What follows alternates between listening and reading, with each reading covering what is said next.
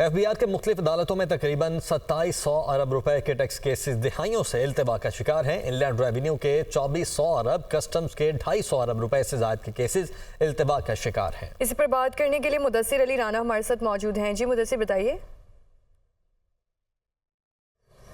जी, जो दस्तावेज़ मौसूल हुए हैं उसमें बताया गया है कि FBI, इनलैंड रेवेन्यू और कस्टम सर्विसेज के तकरीबन 2700 अरब रुपए के 90,000 से ज़ायद केसेस पाकिस्तान की मुख्तलिफ अदालतों में इल्तवा का शिकार हैं। जो दस्तावेज़ मौसूल हुए हैं उसमें बताया गया है कि इनलैंड रेवेन्यू के तकरीबन 2400 अरब रुपए के टैक्स केसेस हैं जो supreme court of Pakistan, Islamabad high court, Sindh high court, Lahore high court और एपलेट ट्रिब्यूनल्स में इल्तवा का शिकार हैं।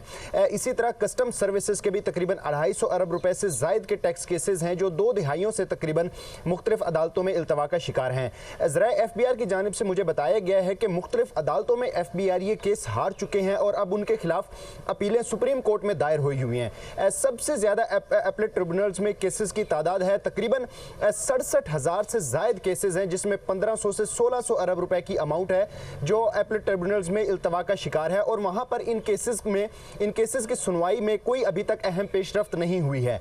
ज़राए FBI की जानिब से बताया गया है और जो दस्तावेज मौसूल हुए हैं उसके मुताबिक अगर देख लिया जाए तो सुप्रीम कोर्ट ऑफ पाकिस्तान में 95 अरब रुपए के तकरीबन टैक्स केसेस इल्तवा का शिकार हैं। इसी तरह इस्लामाबाद हाई कोर्ट में 180 अरब रुपए के 1100 टैक्स केसेस हैं जो इल्तवा का शिकार हैं।